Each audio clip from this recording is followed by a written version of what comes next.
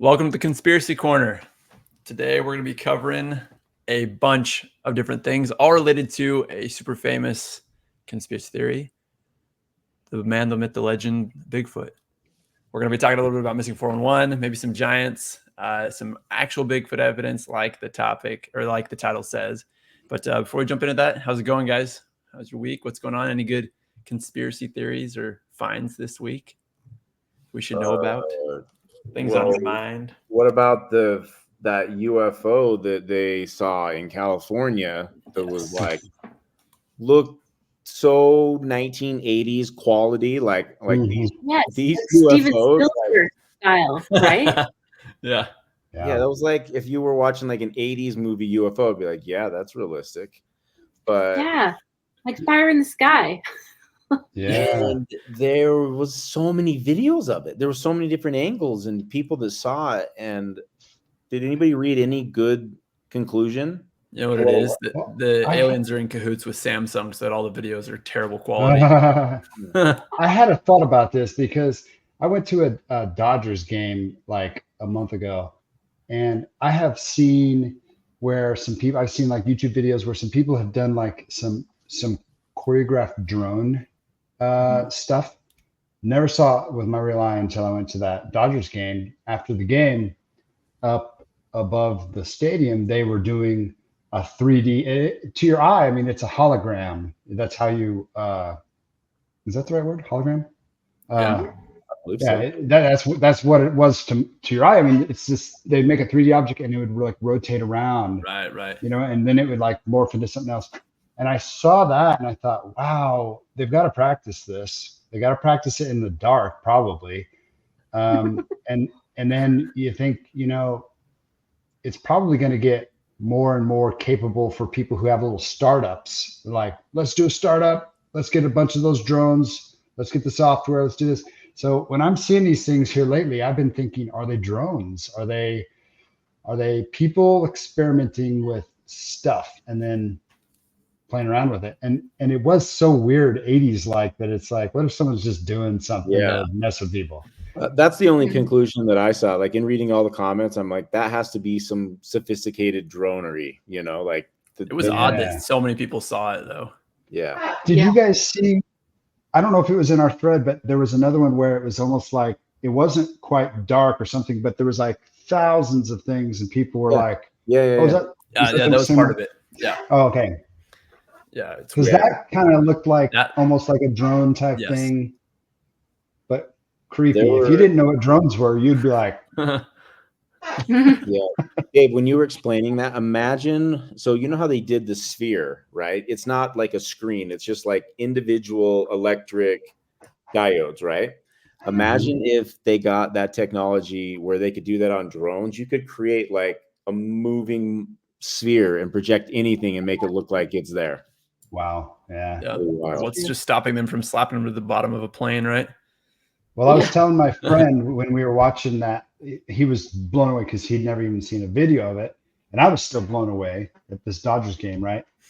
And I was just telling him, I'm like, what we're watching right now is it's like the Nintendo, the 8-bit version right now. They've got like probably 2,000 drones up there. But when they put up 100,000 drones, it's going to be like looking at a TV screen up there with high fidelity, right? They're going to just, it's the resolution is going to, it's the scale, bro. It is. It's exactly. They'll just whatever shape they want, you know. It's kind of crazy when you start extrapolating. So creepy. Yeah. Did you guys see the interview that Tucker Carlson had this week with Casey Means, the surgeon? Bro, you guys need to go watch it. It's wild. It's stuff that like we already know about, like, you know, food being poisoned essentially, and like big pharma, and you know, it's mind-boggling. And this dude is smart, dude. He's a surgeon from Stanford, like I said, and there's two of them. Who's the other one? He's with his sister. But those type of things, type of things depress me. Like, because I know it's a mess. It's like I can't change it. And you know, like I learn about, it's similar to like I start looking at like the merits of being a vegetarian, and I start studying. I'm like, I can't learn this anymore. Like I can't. can't change this. It's okay. Just go read Jordan Peterson's stuff Maybe- on meat. You'll be all right. I know, right? He's. Carnivore What diet. about? Did you guys see the plane full of doctors that were all Yes. cancer people that crashed? Yes. Oh my gosh. In Brazil? Yeah. Yeah, that was sad. And did you That see the was video of the guy explaining, like he pretty much, well, They they had were to. saying it sounded like he had the cure. Yep. He's like going through all the T cell stuff and wow. And the way that thing fell was like, it was like dropping a helicopter seed, you know, it's like, just Yeah. like weird. Like, how does it get into a corkscrew? Yeah, like for a that? plane to do that, like to come down like that, that's like a move. Yeah. You know Yeah, what? it's almost like it stopped in midair almost, and then like, So listen to this. I have heard Donald Trump, when he was in his second or third year of being president, say that they're going to cure cancer and that they have, you know, certain vaccines, like we're on a breakthrough, we're going to cure, and not all cancers, but certain types of cancers. And then Biden parroted the same thing. I don't know if you remember that, but they're like, we're going to cure cancer in my administration. There's something that's holding back people from releasing these cancer cures. And Trump ended up passing one of those bills, which was the right to try, because there's several things that the FDA is stopping that if they release it, just let everybody try, like it kills tons of cancers. Tons. Yeah. We could do a whole episode on. Oh, go ahead, Jackie. There's tons of people that go to Mexico to these places where they do like pure vegetable juice. They do like is it called shelling or whatever, like the metal detax, and get their cancer cured. Yeah. There's actually like things to take. They can cure it. Like, yeah. Oh, no, we need to do a whole episode on it. Phenobarbital, it's a dog dewormer and it cures lung cancer. And there's like a Facebook page with like 10,000 people on it that like hundreds, if not thousands of people have had like their pet, you know, their pet scans in stage 4 cancer, and they're just like healed. This one particular cancer, it's lung cancer. That's crazy. I know somebody. The reason why I know about it, I'm so passionate about it, is I know this guy who did it, and he was stage 4, going out of it, and he did it, and it brought him back to life, and he's completely normal and healed now. Like, holy smokes, just doing that one thing. Wow. I believe it, man. I'd have to do some more research, but I know it exists. I've read up on it a bunch of the guys who like argued with what is now the American Medical Association, you know, which the AMA wasn't even originally created by doctors. It was just like random people.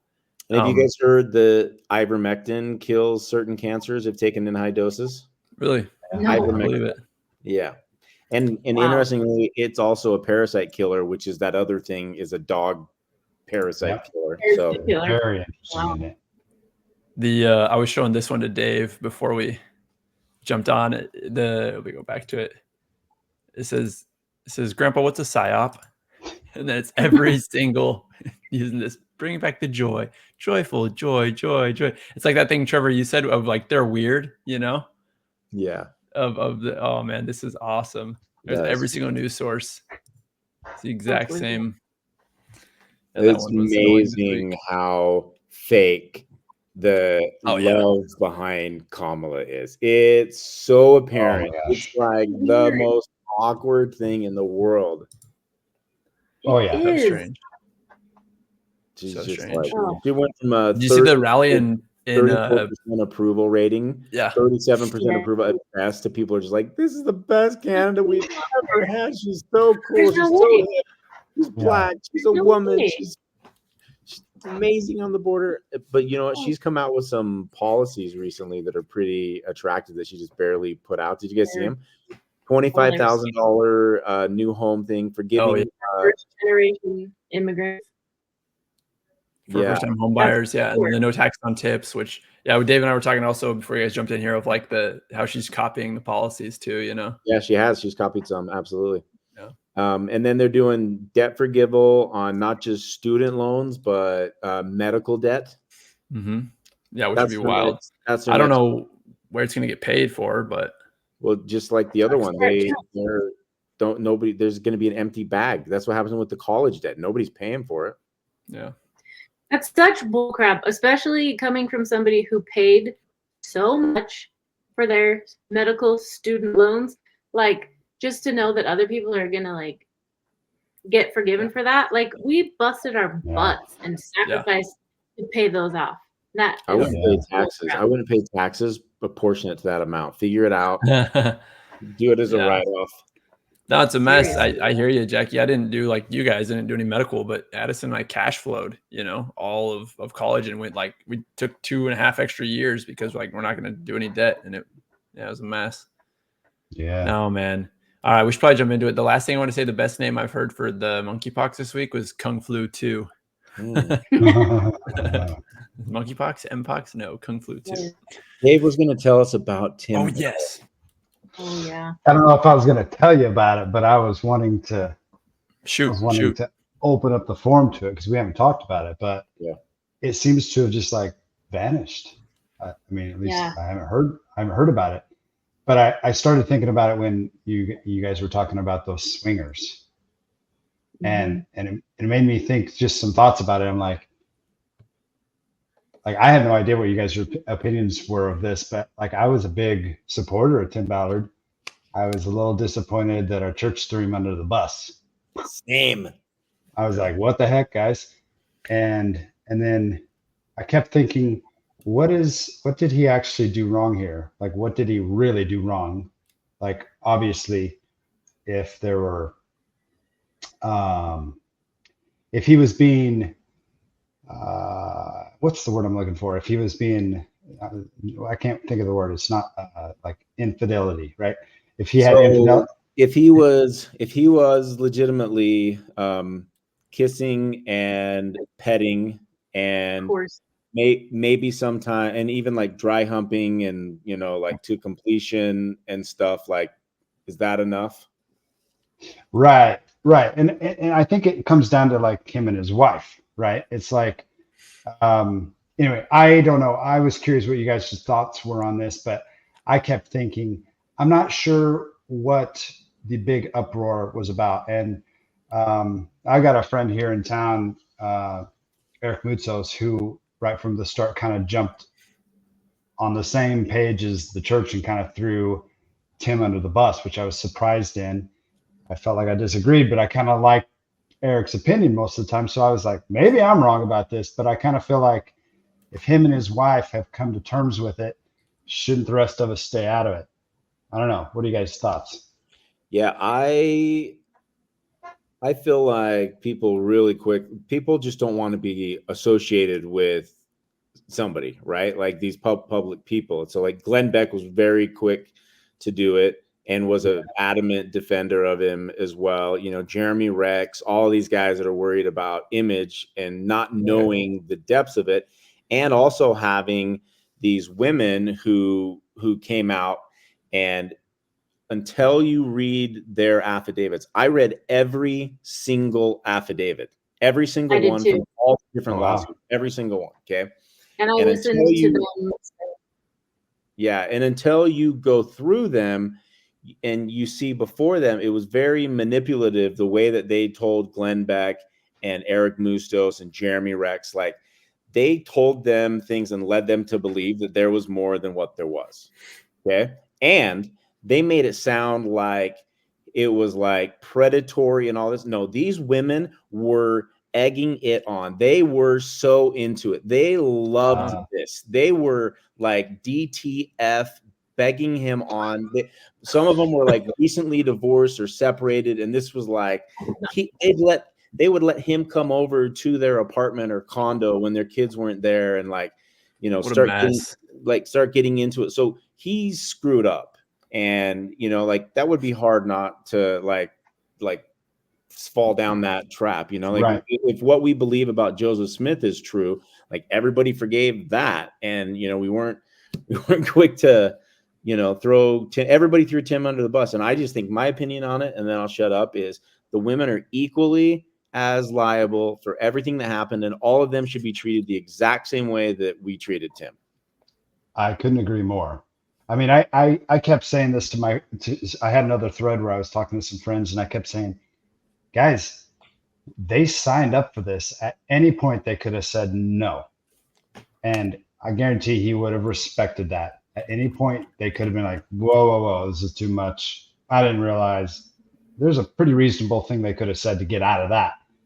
So if things got to that point to where people are regretting what they've done, well, there's two people involved here. I don't believe he was forcing them in the way that they kind of try to make it out. These girls were 50 shadings of gray, this thing. I'm not kidding.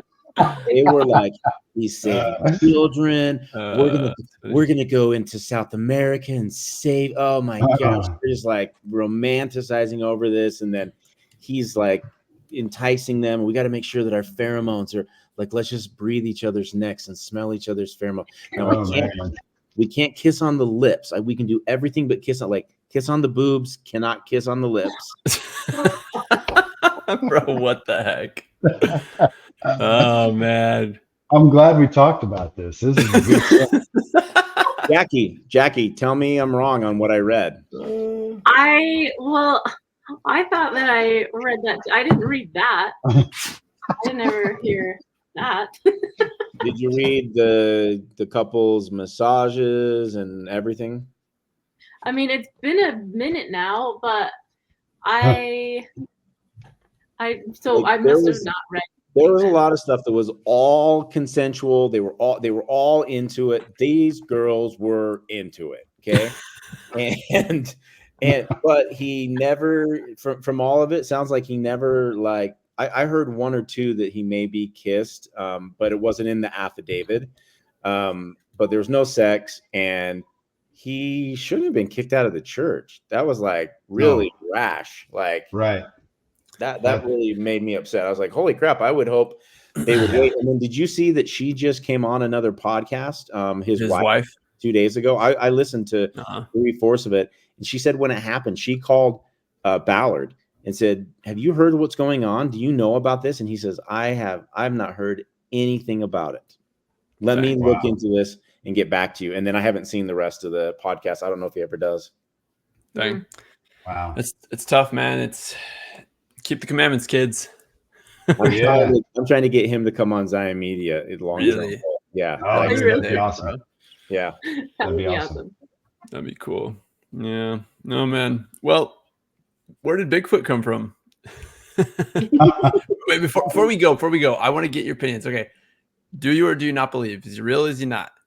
I want Bigfoot to be real so bad because that would be great, but it depends on your definition of what Bigfoot is. Okay. So define what the possibilities are. And so all right, Bigfoot as pop culture recognizes him as like the hairy ape man that roams the Gigantopithecus, like the lost hominid, something like that. Something like that. So I guess there's like a couple theories. There's a couple theories, right? There's go ahead, Dave. Well, let's vote on that one. Well, that one that you just said, Trevor, I say yes, it could be some Gigantopithecus or something. Yeah. That's what it's for our viewers. If you don't know Gigantopithecus, I will keep going. I'll share my screen. But it's basically Shaquille O'Neal with fur, right?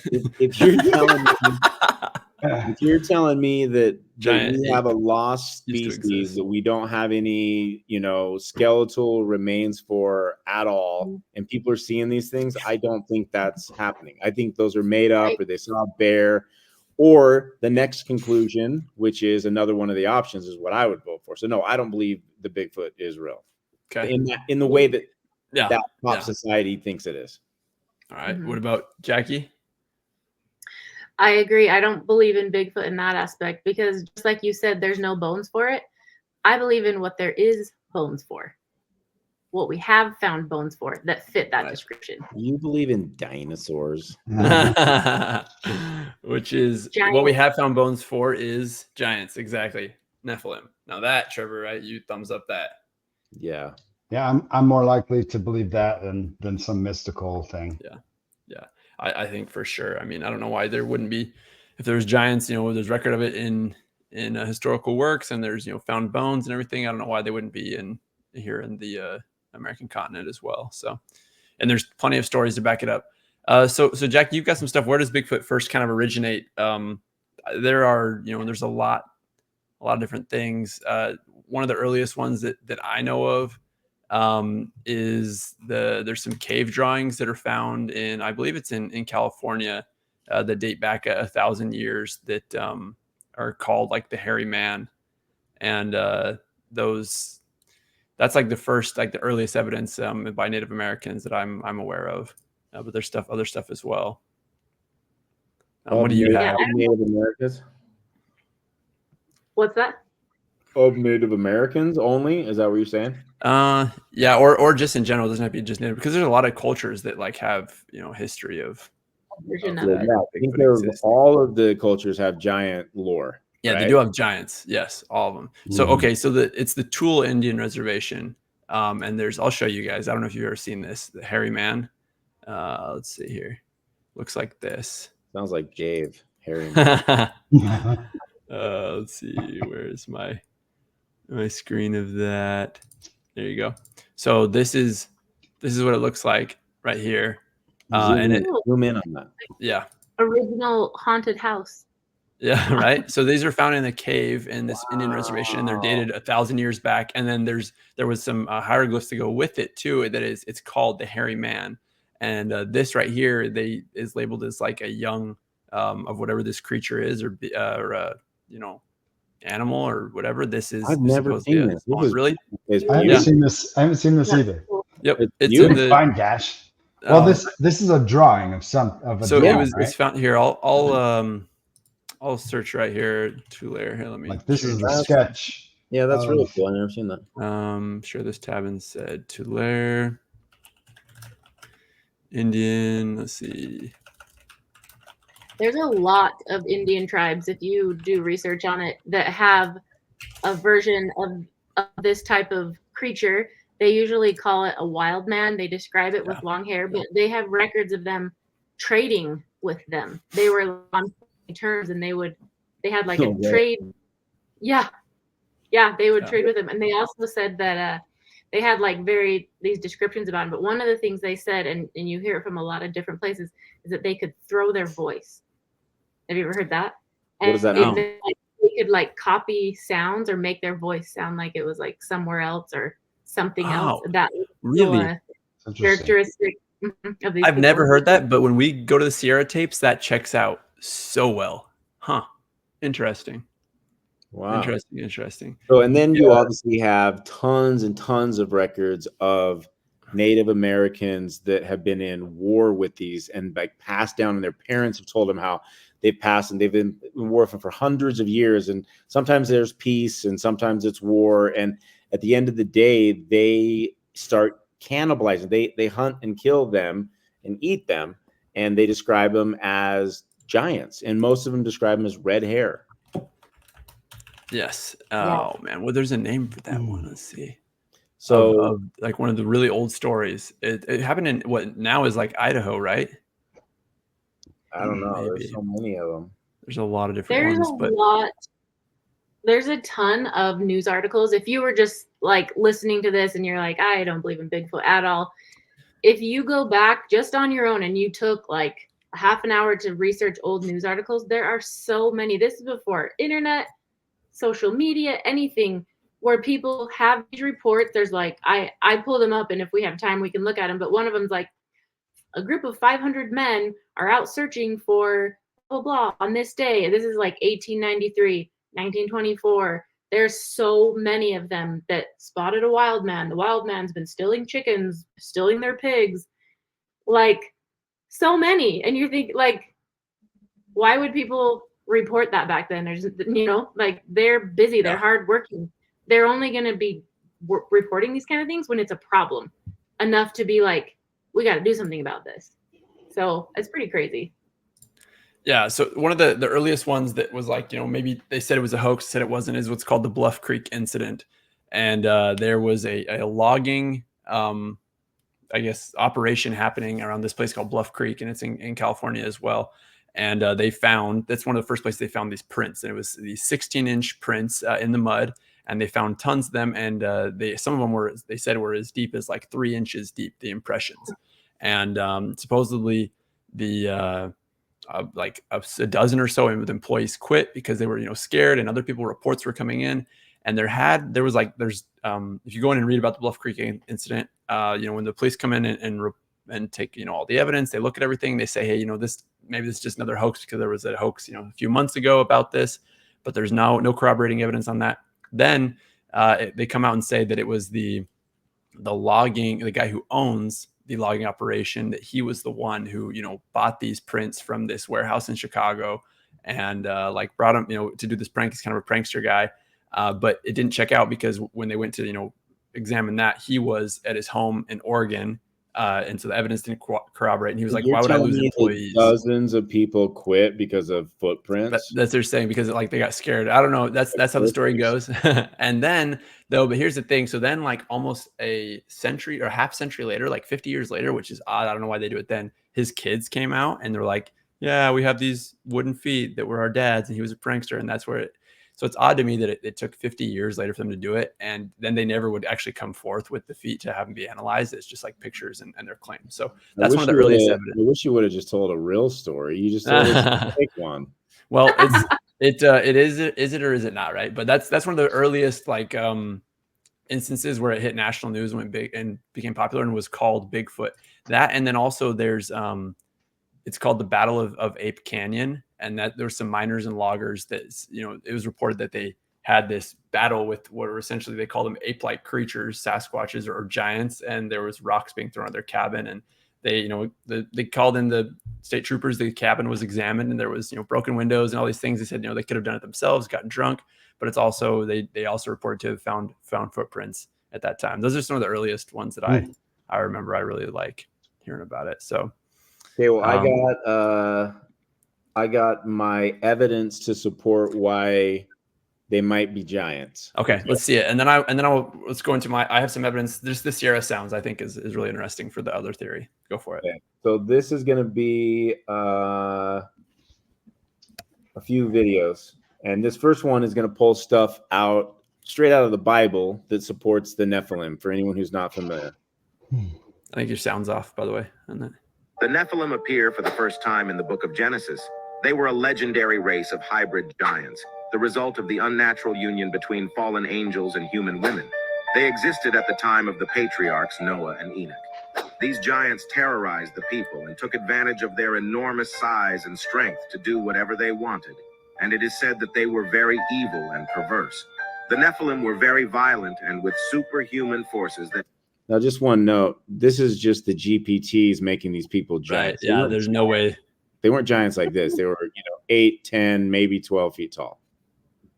Filled the earth with violence and terror, leaving death and destruction in their wake.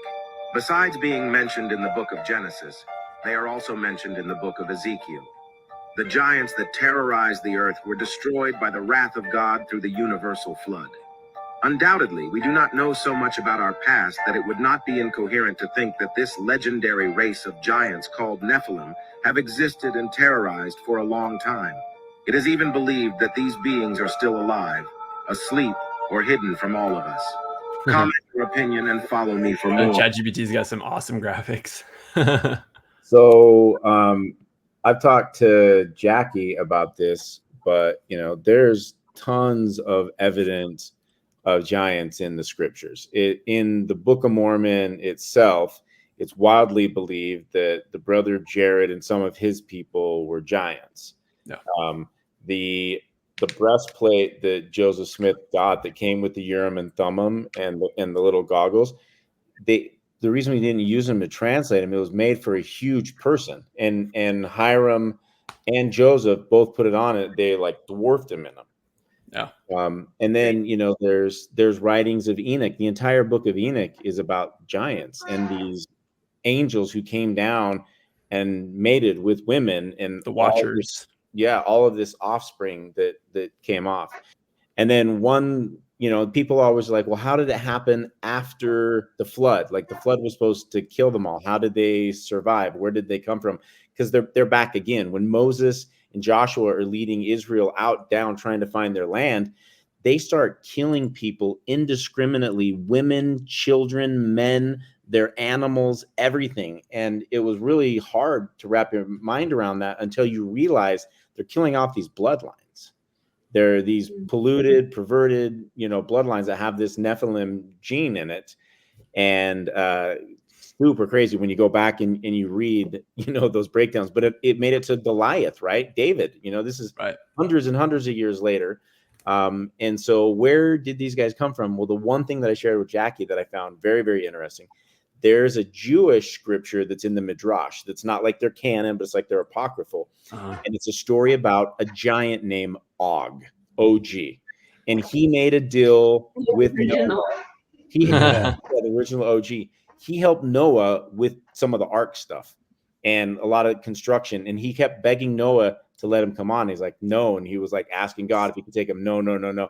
But he was there when the flood happened, and he grabbed onto the mast of the thing, and he held on to it for the entire time, and he made it through. And Jews believe that, like that's in their scriptures. What? That's wild, dude. I never heard that. I'm glad you brought that up, because I was gonna say, the caveat. A lot of people think, like, on my mission, be like, oh, Cain, Cain lives forever. And it's like, dude, nowhere in the scripture does it actually say he will live forever. Like, at least, and correct me if I'm wrong, if you guys know somewhere where it says that, but my understanding was that it never actually says he will live forever and that he's immortal or anything like that. But then there are stories. Oh, I thought it said that he was cursed to walk the earth. No, so I actually haven't pulled it up. It says, what's that? What was Jackie's? I thought that it said that he was cursed to walk the earth for. It just says, let's see, when thou tillest the ground, it shall not henceforth yield unto her strength. A fugitive and a vagabond shalt thou be in the earth. Let's see. And then, it can pass you find. Okay. And then it says, so he's worried about, people are going to kill me. And he says, behold, thou hast driven me out of this day from the face of the Lord, and from thy face shall I be hid, and I shall be a fugitive and a vagabond in the earth. And it shall come to pass that he that findeth me will slay me because of mine iniquities, for these things are not hid from the Lord. And then the Lord said unto him, whosoever slayeth thee, vengeance shall be taken upon him sevenfold. And I, the Lord, set a mark upon Cain, lest any finding him should kill him. So that someone else wouldn't kill him, but they don't say that he'll. So it just says, then he shut out from the presence of the Lord. And it never says that he's immortal. That's my understanding. I've dug into it because I got into arguments on my mission about it with some other missionaries. And I don't know. Maybe there's a story. Yes, go ahead. There's a story about Tubal-Cain and Lamech. And if you look up Tubal-Cain, I believe it's in the Pearl of Great Price. It's in Moses chapter 5. Yeah. Okay. And what happens is, and there is a better version of this in the apocryphal book of Jasher. Okay. And so if you go and you look at Jasher, it's really cool because it shows Joseph Smith as a prophet, because Joseph Smith gives more details about it in Moses, but it's even less than what's in Jasher. And, we don't even know if Joseph had access to Jasher. Right. So probably not. What the story is that this guy, Tubal-Cain, was a masterful artsman, metallurgist, right? Very, very successful, even like made weapons of war and stuff. Very strong man, but he was blind. Okay. And so he was out in the field hunting with the assistance of this guy named Lamech. And when they went out, they saw something that they thought was an animal, and Lamech confirmed that it was, and Tubal-Cain killed him. And when they came upon it, it was Cain. They killed Cain. And he was so shocked when he discovered that it was Cain that he said that he clapped mightily and it killed Lamech. And both of them were dead, just right there laying on the ground. And he then said, now surely am I cursed with this same message. And he says, I've become Master Mahan. And Master Mahan is a word that is given in the Masonic ritual to this, like, the very top of the Masonic order would be Master Mahan. And so there's a lot of interpretations from Master Mahan. If you go into ChatGPT, go have a conversation to ChatGPT about, tell me who all of the people that think that they're Master Mayhem is. Wow.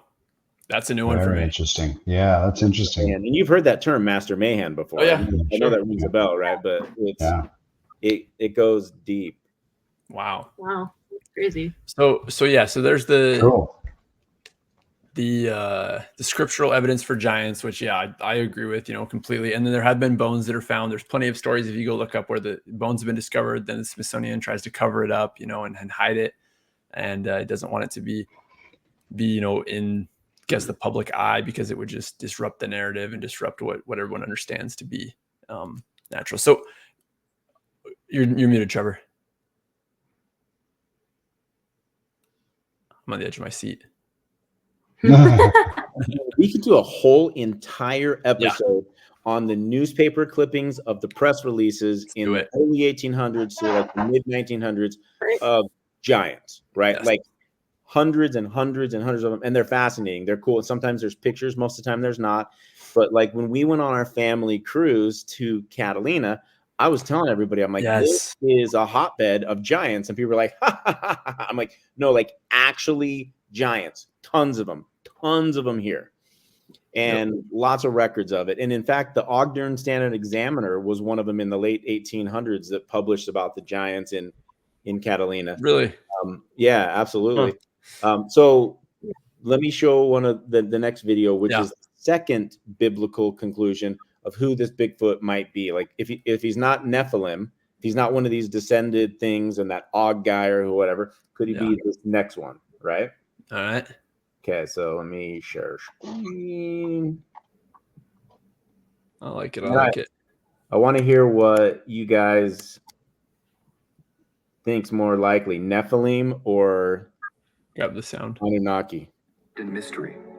Initially referenced in Genesis, they are depicted as the offspring of the sons of God and the daughters of men, possibly implying a union between heavenly beings and humans. Creepy. Described as heroes of old, men of renown, their true nature remains a topic of debate, with interpretations ranging from giants to powerful warriors. The intrigue deepens in the Book of Numbers, where the Nephilim are mentioned again post-flood, leading to speculation about their survival. This second reference, coming after the Genesis flood narrative, has puzzled scholars and theologians.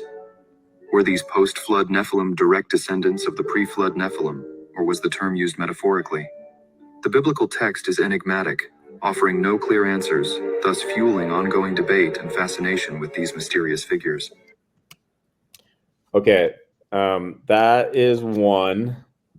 Let's just have a quick little round robin on that. Yeah, it's more on the watchers, and I mean that's how I always read, the sons of God and the daughters of men, or that's the mingling, and it messes people up.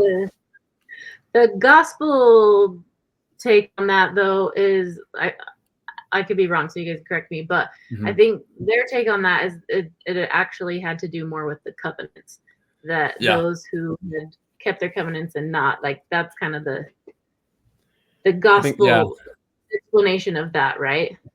I think that's like the general take. But then there's there's also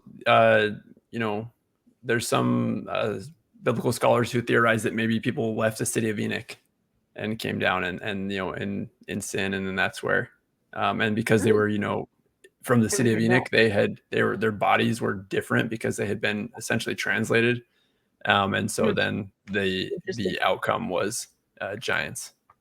Yeah, on the second time I have heard that, Cash. Yeah. And Enoch was the grandfather of Noah. Right. I don't know if he was great grandfather or grandfather.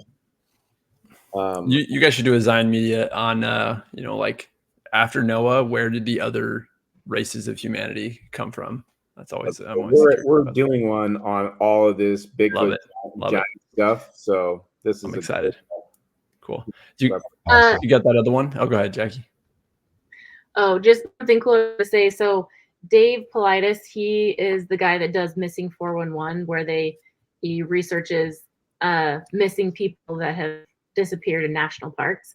But he also has a lot of work on Bigfoot. He has these Bigfoot 101 classes, and he has the books, and they actually did their own research and their DNA tests, and they're still getting results back. But what they found is that most of the DNA tests over the year that people have done, they've said that they came back as negative, but that's not, if you like read the actual paperwork, that's not what it said.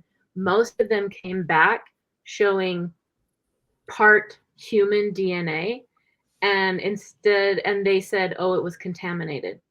Instead of I think I've read, where did they get where did the DNA samples come from?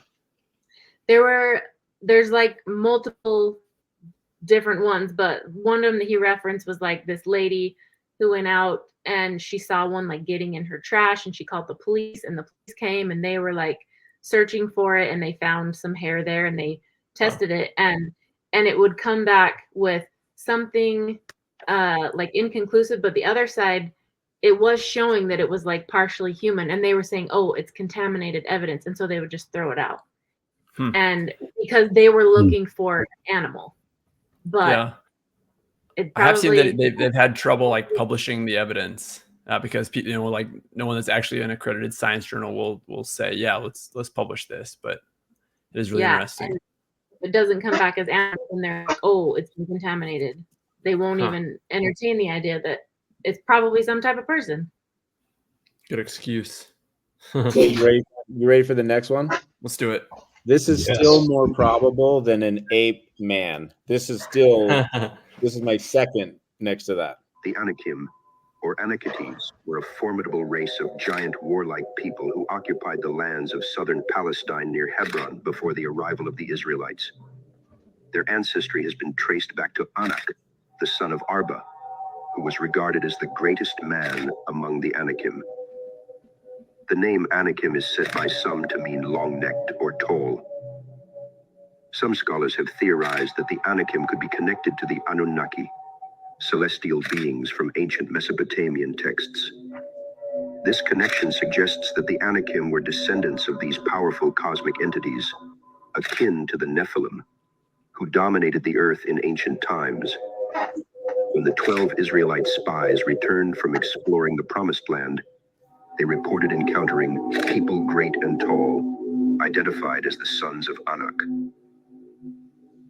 Overwhelmed by fear and perceiving themselves as mere grasshoppers in comparison, the Israelites rebelled and refused to advance into the land. Despite assurances not to fear the Anakim, the Israelites' lack of faith resulted in them being barred from entering the Promised Land, with only Joshua and Caleb as exceptions. Consequently, they were condemned to wander for an additional 38 years in the wilderness. During the conquest of Canaan, Joshua successfully expelled the Anakim from the hill country, and Caleb eradicated them from Hebron. However, a small remnant found sanctuary in the cities of Gaza, Gath, and Ashdod.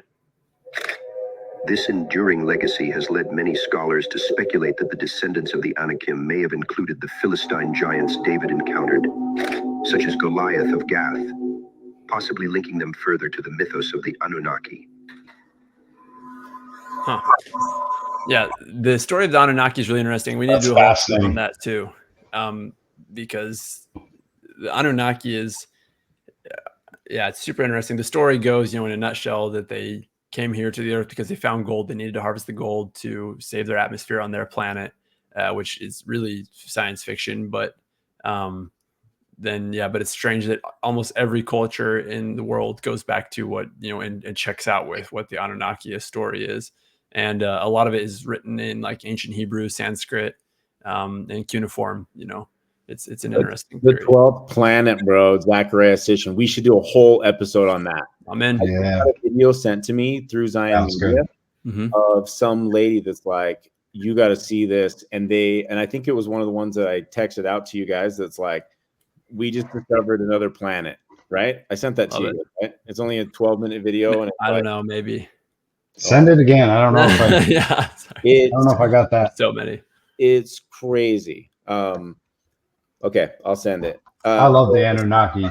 That whole storyline with the 12th planet, that just really tickles, some part of me that likes conspiracies and that whole thing. Oh man, I'm into that. Both of these, they've discovered something that is coming in, and one of them is like, when they look at it, it looks like, it's like the best way I could describe it is it looks like they're seeing the city of Enoch coming.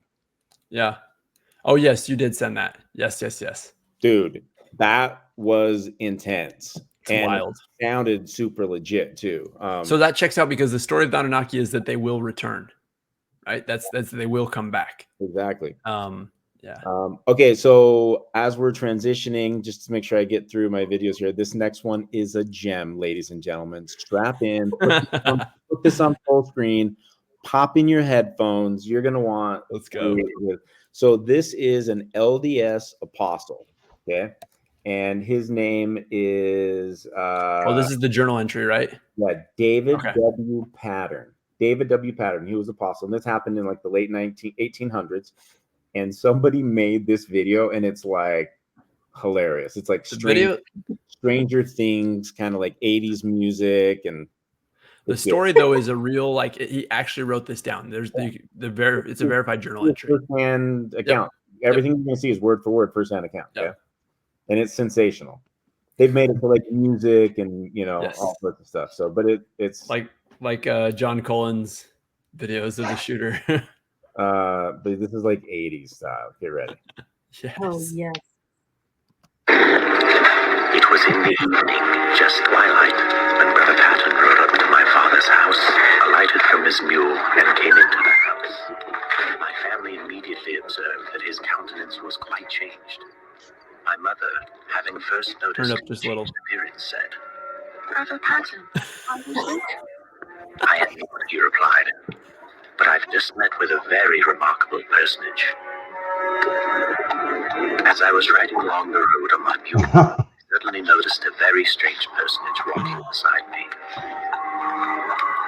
He walked along beside me for about 2 miles. His head was about even with my shoulders as I sat in my saddle. He wore no clothing, but was covered with hair.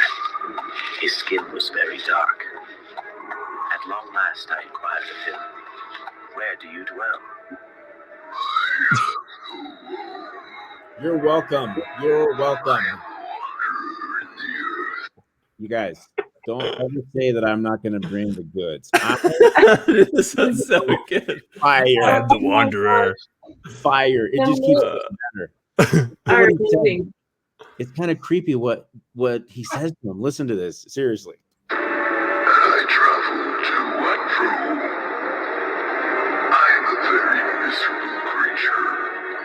I have earnestly sought death during my sojourn upon the earth. But I cannot die. My mission is to destroy the souls of men.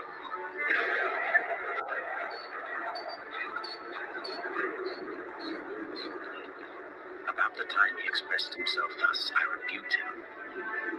"In the name of the Lord Jesus Christ, and by virtue of the priesthood of God, I command thee to go hence." Oh my heavens. I found myself near your house.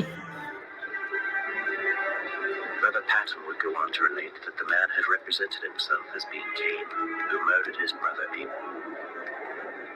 Old Master Mayhem still roams the earth to this very day. Oh, they use Master Mayhem. And his blasphemous secrets. Or you will be in his power.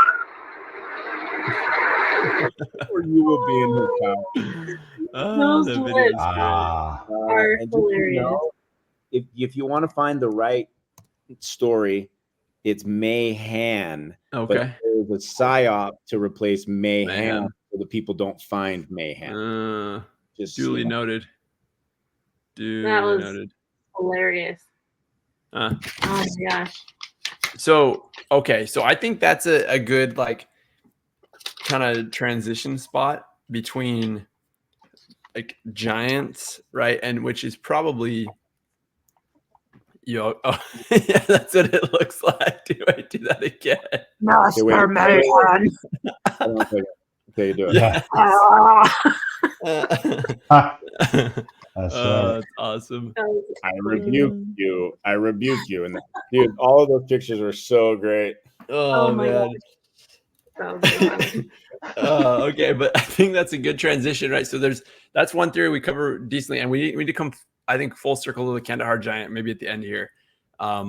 That's, I think, worth mentioning. But so there is the theory of maybe giants, still roaming the earth, and then there's the theory of like the ape hominid. I think that there's a good chance that maybe something in the middle as well, which would explain, like the giants, whatever, that stay hidden or living in the forest, whatever, and how do they communicate and everything like that. Maybe that's what people are seeing. Can they stay hidden that well? I don't know. Maybe not. But then there's a lot of things that discredit Bigfoot as pop culture sees him. One is bipedal bears. I don't know if you guys have ever seen videos of bipedal, like black bears walking on their hind legs. Just in case anybody hasn't, that is watching this.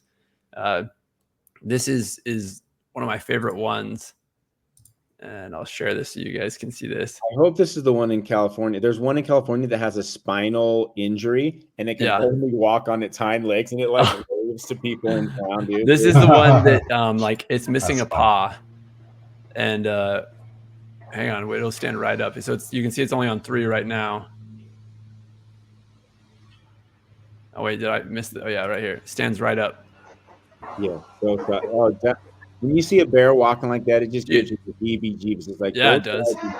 This lady's crazy though, man. All the time. Like, look at how dumb this lady is though. A bear walking on hind legs or not, he like wraps around the corner and she's like, I'm gonna go meet him. She comes face to face with this black bear. The bear's like, oh, what's up?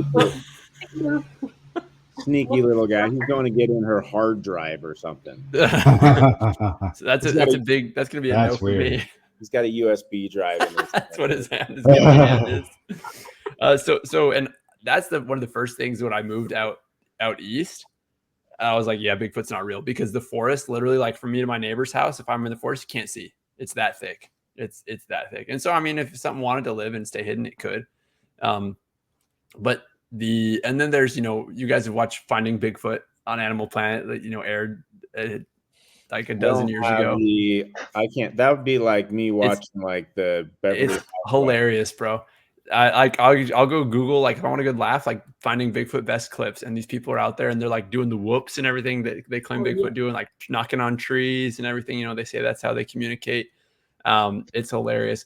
Joe Rogan actually went out and lived with these guys for a while, like kind of in my backyard. Some of it was in East Tennessee, where they say Sasquatch is, and he came back and he's like, yeah, no, there's a bunch of kooks, like they're drunk, Talk about that. That's why he doesn't believe it anymore, is because they're just a bunch of crazies. Exactly. Okay, so let me show you guys that maybe you've seen these, the Sierra sounds, they're called. So in the 70s, there was a couple guys who were hunters in the Sierra Nevada mountains who for a few years would go up to this spot where they would hunt. There was this private area. It's 9 miles, not from the nearest trailhead, but from the nearest trail, and it's at about 8,500 feet in elevation. And they would hear these sounds, and that they didn't know what animal it was. And these guys are like trappers, outdoorsmen, and they didn't know what it was. And finally, they decided to take up some professional audio equipment to record the sounds. And they're known as the Sierra tapes, because you better be listening to them, dude.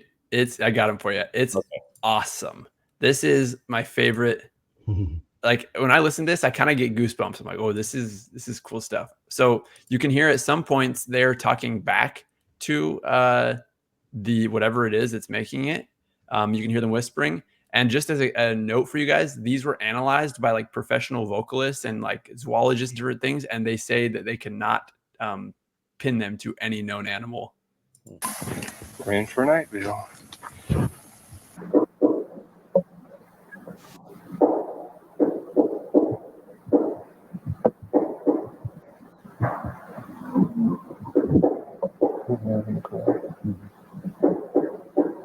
Just wait.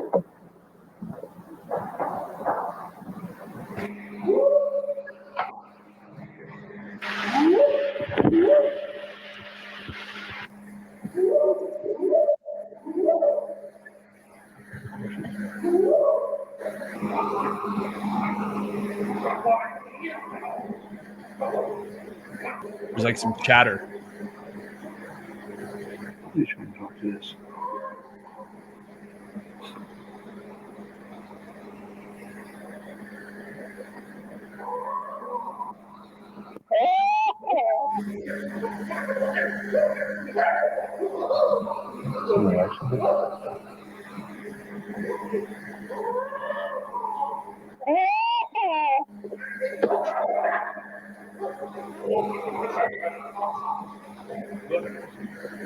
Let's skip forward a little bit. No.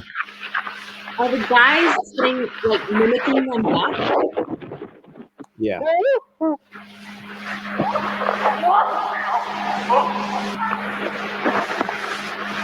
Anyways, so it goes on. I'd encourage you to go listen to the whole thing, dude. It's cool. Text it to us right now, because, dude, okay. There was the last time. I have video evidence of this. Okay, everybody should go back to our last video where we're asking Cash to text us something. Oh, I did text it right then after you said. No, you did not text. I did. No, you didn't. And do you know what else you didn't text? You didn't text your Netflix show. Oh, I thought that's what you're referring to. I did text a Netflix show. That's what I thought you were referring to that. But anyways, I'll send it right now. But anyways, I love those videos, and I love the fact that they were brought back and analyzed, and they were claimed that it couldn't be linked to anything in the animal kingdom. That's creepy. So, yeah, there's some creepy sounds. Out of there. I would get out of there. I would Same. not come back with better mics. Like, and they're obviously, like you said, Jackie, they're banging on those things. They're getting them to bang back, and then they chant something, and then the people hear it and they try to mimic it back. But Jackie, the way that you said that they could throw their voice, yes, that like immediately came to me like, oh, that's some voice throwing right there. It's really, really interesting. That's I feel like I heard about the analysis of this, like when they sent it to the whoever analyzes speech or whatever, that they were able to identify like patterns of sounds that was linked. Do you know what I'm talking about? You can like say how wells they have like a language or a pattern, right? But they nothing that we know of. Like animals wouldn't have that, but like an intelligent. Yeah, and they also said that the frequency like that is being carried by it, our vocal cords can't reproduce that. Or maybe yours can. Yeah. I don't know if you've heard me say. Okay, I have another one, and then I'm coming on a hard break, so we may have to do like the missing 411. Like okay. Yeah. Wait, what's yours on? Because I have my favorite like video evidence. Okay. This is do years after that. This is the Kandahar giant, because this is a cool story to me, and it's 3 minutes. So I'm just gonna play the video. Let's do it. We didn't even do Patterson Gimlin. I've got it. I've got that, and then I have the screen shared. No. Okay. I had the Patterson Gimlin one, and then I have the Great North documentary. Is that the new one where he's like standing behind the leaves and his lips look like they're made out of wax? No, that one's fake. The Great North documentary is the one where like the elk are like getting out of there, charging, and then you see like what are they getting away from? And you see it in the background. It's cool. Okay, so we can keep going. I just have to run and pee, but yeah, let's play the video and go take a piss, man. Mr. K claimed he saw the giant carrying a spear and murdering a United States soldier named Dan before he and the other Special Forces members took it down. The killing of the giant, Mr. K said, took place during the height of Operation Enduring Freedom in 2002, when the military was engaged in fierce battles with the Taliban in their de facto capital in the Kandahar province during the U.S. invasion of Afghanistan. Giants. Human-like beings of tremendous size and strength. Fairy tales, such as Jack and the Beanstalk, have formed the modern perception of giants as stupid and violent creatures, sometimes said to even eat humans. Giants have appeared in many ancient texts, including the Bible. In the book of Genesis, giants are named the Nephilim and are descendants of fallen angels and human women. Genesis 6:4 reads, "The Nephilim were on the earth in those days, and also afterwards, when the sons of God came into the daughters of man, and they bore children unto them. These were the mighty men who were of old, the men of renown." Around the turn of the 20th century, the New York Times, London Globe, and the Scientific American published articles reporting the discovery of gigantic human skeletons, concluding that the remains were sent to the Smithsonian for further study. But the fact that this evidence was never again seen or reported continues to elicit questions of whether the Smithsonian destroyed or hides giant skeletons in order to cover up an inconvenient anomaly in the archaeological narrative we've been told. So are giants real, or were they just... I'll stop there because I mainly just wanted to show the Kandahar giant story. But there's there's some good videos. If you go in, you got to search through some crap, but there's like a really long 8-minute video of him. He was estimated 1,200 to 1,500 pounds, and he had red hair. He had 6 fingers and 6 toes, and he had this log that he had sharpened into like this 12-foot pole that was like 6 inches round, and he shish kebabbed the guy straight through his chest. And then they started shooting him, and they all had to concentrate on his head. And after, he said it was like 25 seconds, once they started shooting him in the head, they killed him. And they brought in a helicopter, and they strapped him up with these straps. And based off of the straps, that's how heavy they knew he was. And, you know, they had to know like payload on the helicopter, everything. The netting had to be the right weight. Yeah. So he was 1,200 to 1,500 pounds. The red hair is common theme, right? Across all like recovery of giants from tombs. I'm pretty sure the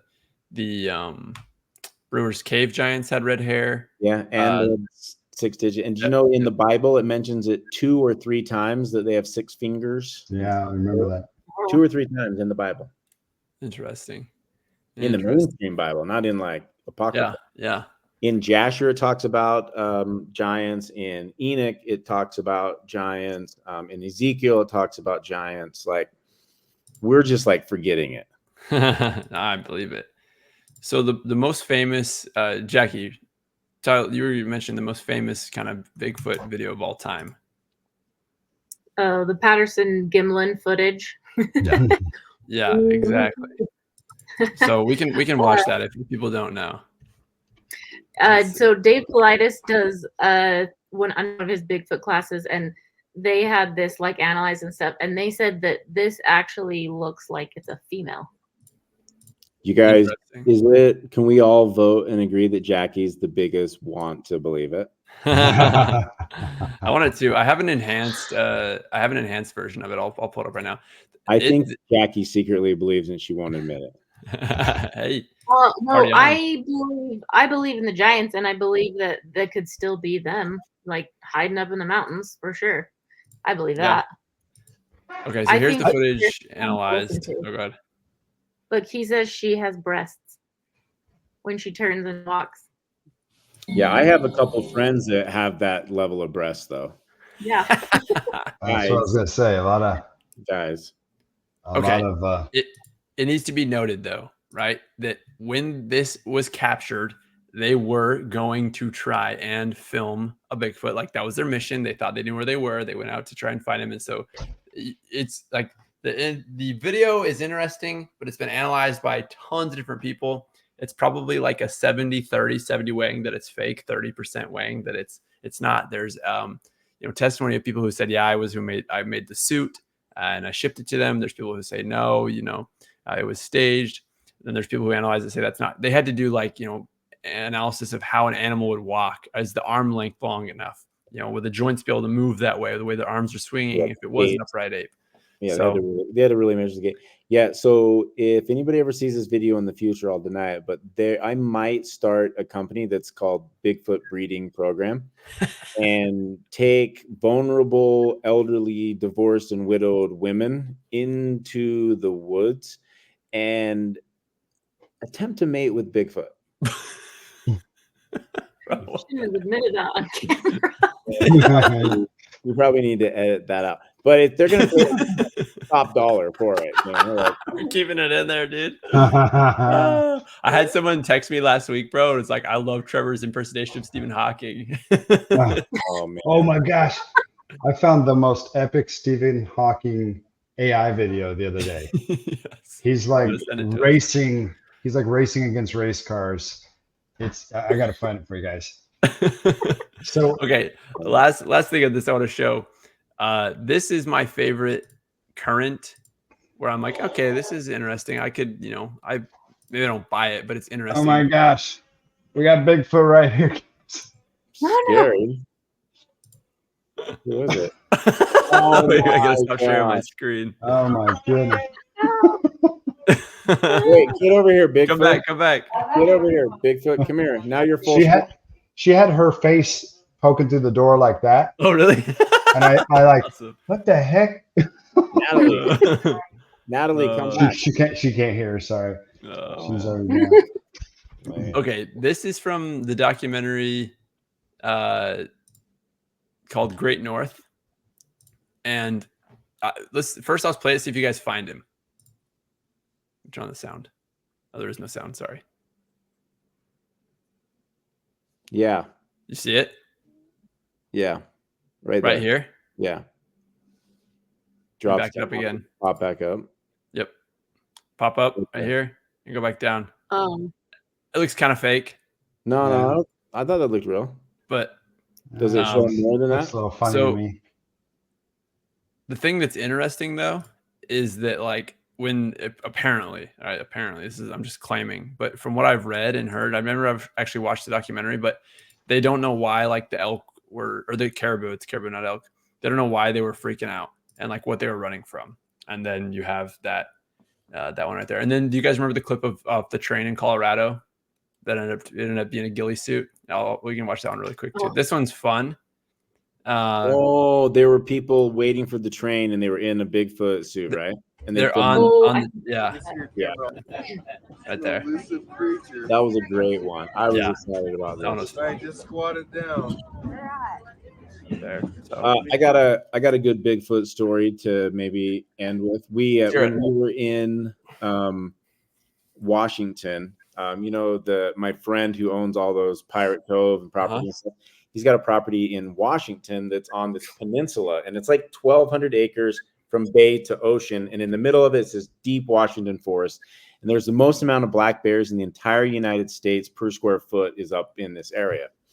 And he's got this network of trails that he's built for these four-wheelers to drive up and down in. And there's lots of legends up there of Bigfoot, and there's like restaurants with Bigfoots and all this kind of stuff. Well, we're driving back one day to the house from eating downtown in Long Beach, Washington. And there's this 10-foot Bigfoot, hairy mammoth thing on the outside. And he pulls over and he goes in, he negotiates to buy it. And then he tells Brandon and I to go back with the truck and get it. And so we go back. This thing's freaking massive. We had to get like a box truck. It's like wooden or it was like it looked real, and it had real hair and eyes and like a taxidermied almost. Yeah, and it was pretty heavy. It wasn't like extremely heavy, but probably like more plastic than anything, right? But it looked real, and it was a stocky, just hairy, scary looking Bigfoot. And we ended up convincing him to let us put it on the four-wheeler trail around a bend. Right? They have nothing but guests that come to the property. And they ended up having it there for like a year and a half. And there was like 4 crashes, like complete crashes where people just, some of them didn't get hurt, but some of them were like really destroyed the vehicle. And so they put it back on the property. That's crazy. So I have one too. I know we were saying on that, but I thought of it when you said that. So my dad tells it better, but it's a story that he heard. About that. Yes, you know it. He tells it better, but it's a story that he heard growing up, or on his mission or something. But anyways, and I don't know where it is. I don't know the details. Like I say, he can say it better. But in a nutshell, it's in the early 1900s and around Utah.